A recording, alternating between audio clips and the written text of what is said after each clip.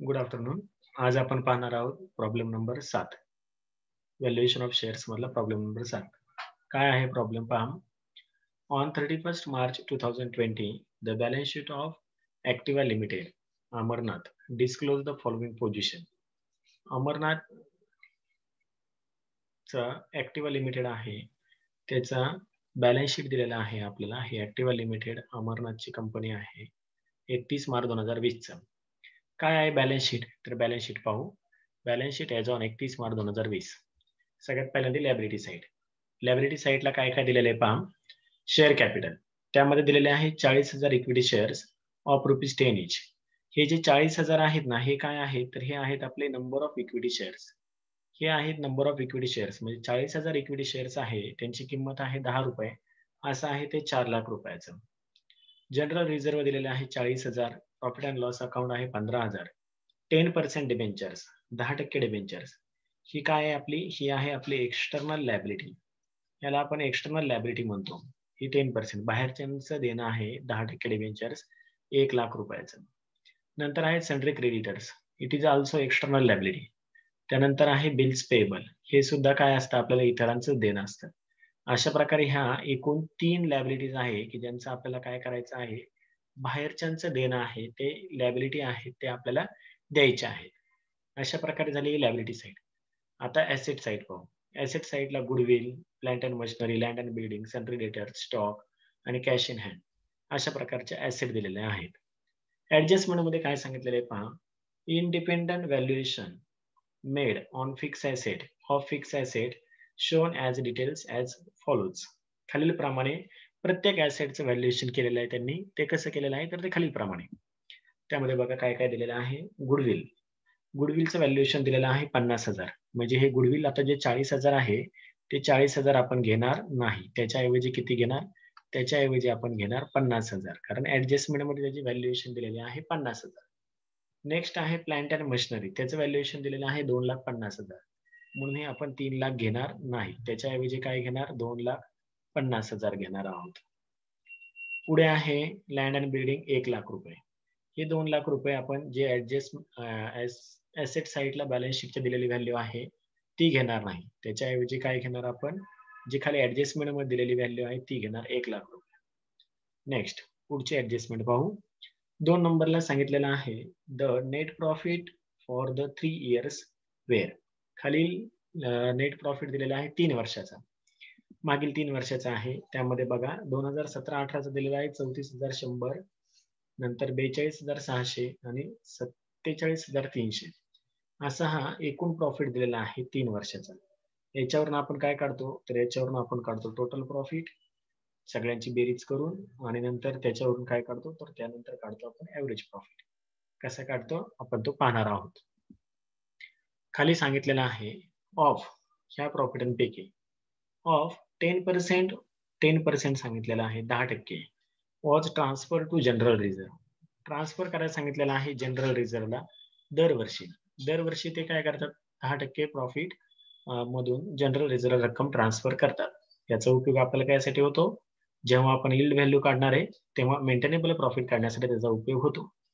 This portion being considered reasonable in the industry in which the company is engaged and where a fair investment return may be taken as 10%.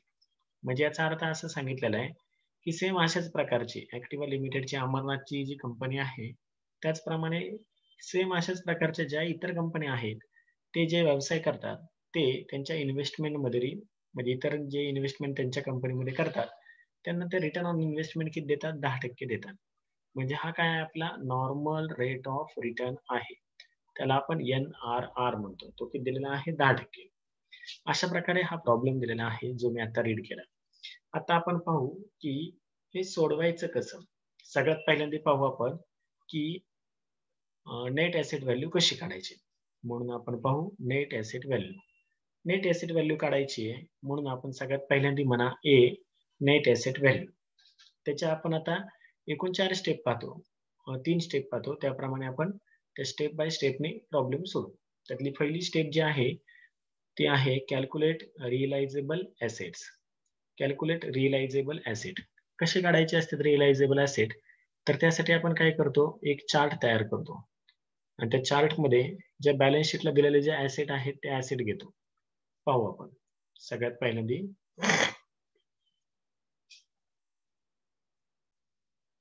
आपण एक chart तयार केलेला आहे आणि balance शीटचे asset पाहू.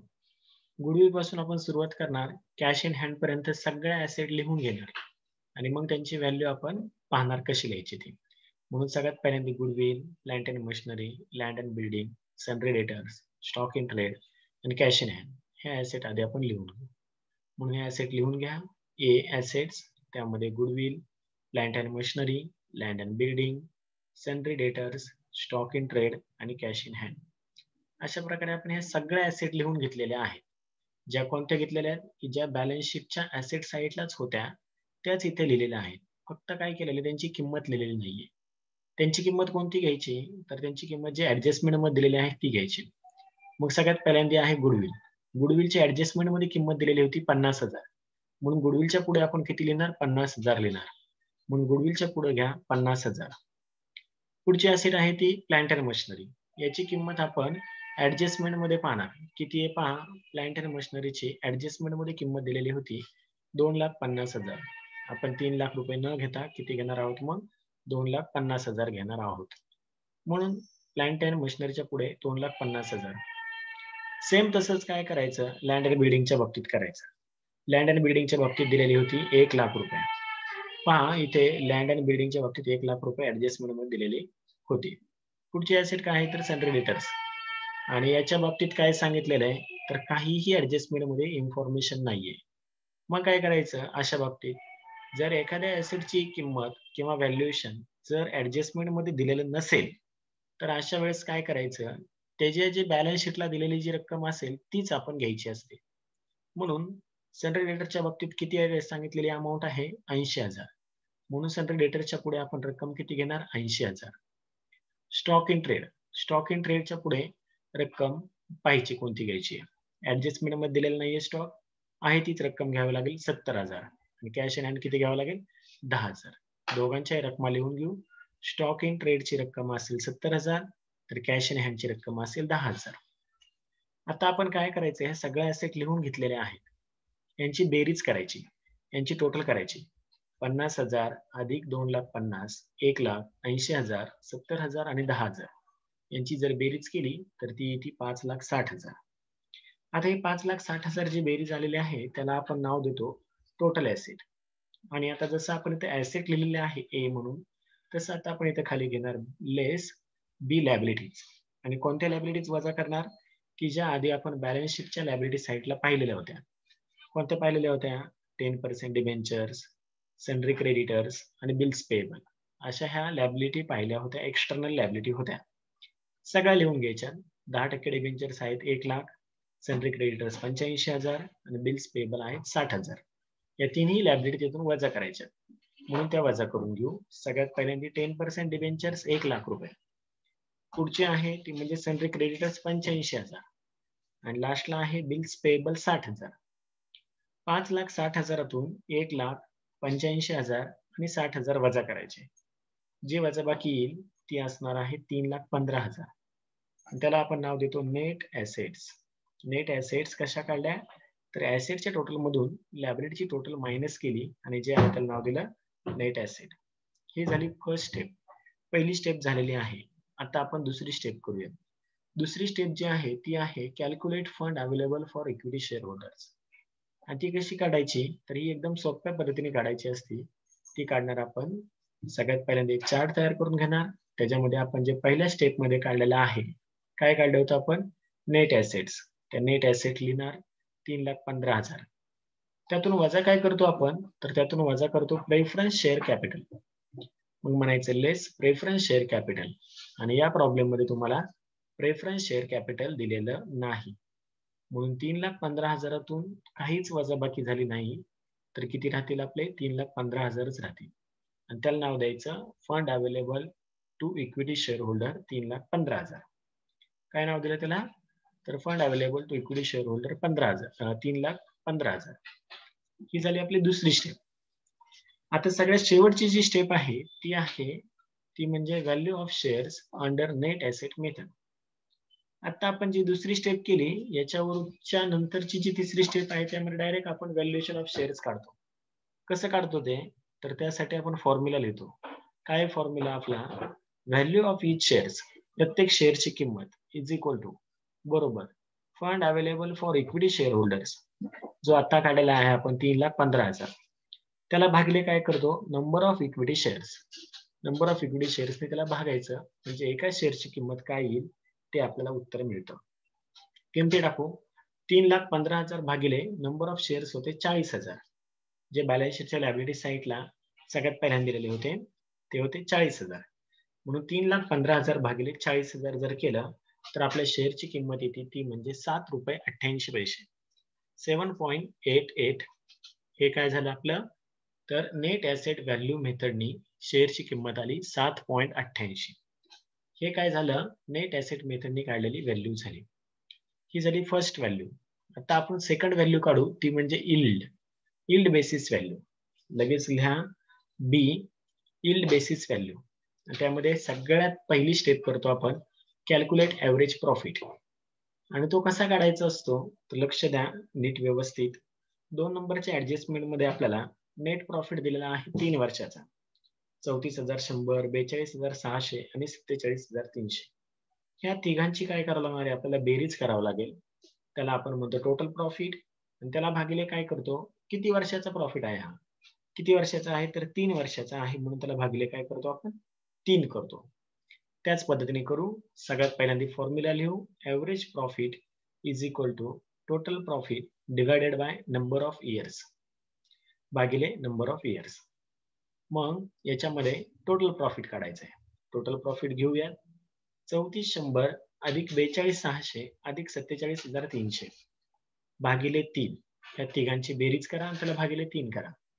मग यांची बेरीज करून भागिले 3 केलं की ॲव्हरेज प्रॉफिट येईल आपला 41,333.33. ही झाली पहिली स्टेप. पहिली स्टेप झालेली आहे. आता आपल्याला दुसरी स्टेप करायची. दुसरी स्टेप जर केली आपण तर ती आहे calculate of maintainable profit. Maintainable profit काढायचं आहे. कसं काढायचा? तर पहा एकदम सोपा आहे तोही काढणं. सगळ्यात पहिल्यांदा आपण घेणार ॲव्हरेज प्रॉफिट जो आलेला होता तो. ॲव्हरेज प्रॉफिट आला होता 41,333. तो लिहून घेतला. 41,333 आलेला तो आपण लिहून घेतला 41,333. आता त्यातून काय वजा करायचं असतं? तर रिझर्व्हला काही रक्कम ट्रान्सफर करायला सांगितलेली असते ती लेस करायची असते. आणि ती किती सांगितलेली आहे? 10% सांगितलेली आहे. ॲडजस्टमेंटमध्ये पाहिलं तर तुम्हाला कळेल of 10% was transfer to general reserve annually. दरवर्षी 10% रक्कम ट्रान्सफर करायला सांगितलेली असते. म्हणून आपण इथं म्हणणार लेस 10% ट्रान्सफर टू जनरल रिझर्व्ह आणि याच्या 10% काढायची 4,133.33 येईल. म्हणून ती रक्कम 41,333 मधून 4,133.33 वजा करायची. वजाबाकी व्यवस्थित करायची. वजाबाकी येईल तुमची 37,200. जे आलं त्याला आपण नाव देणार मेंटेनेबल प्रॉफिट. ही काय झाली? आपली दुसरी स्टेप झाली. सगळ्यात सोपी स्टेप होती. दुसरी स्टेप झाली. आता तिसरी स्टेप कॅल्क्युलेट कॅपिटलाइज व्हॅल्यू. आणि कॅपिटलाइज व्हॅल्यूज कशी काढायची? तर त्याचं सूत्र आहे. काय सूत्र? तर maintainable profit divided by normal rate of return गुणिले 100. Maintainable profit divided by normal rate of return NRR into 100 गुणिले 100. मेंटेनेबल प्रॉफिट आलेला आहे आपला 37,200. NRR किती आहे तो पाहायचा आहे. तो पहा इथे प्रॉब्लेम मध्ये दिलेला होता 10%. सगळ्यात शेवटी सांगितलं होतं fair investment return may be taken as a 10%. 10%. मग आता किमती टाकू. 37,200 भागिले 10 गुणिले 100 आणि हे जर कॅल्क्युलेट केलं तर मग येईल तुमची रक्कम कॅपिटलाइज व्हॅल्यू 3,72,000. ही काय असणार आहे तुमची? कॅपिटलाइज व्हॅल्यू असणार आहे 3,72,000. तिसरी स्टेप पण झाली. एकदम सोपी स्टेप आहे. त्यासाठी फक्त हा फॉर्म्युला नीट व्यवस्थित पाठ करायचा.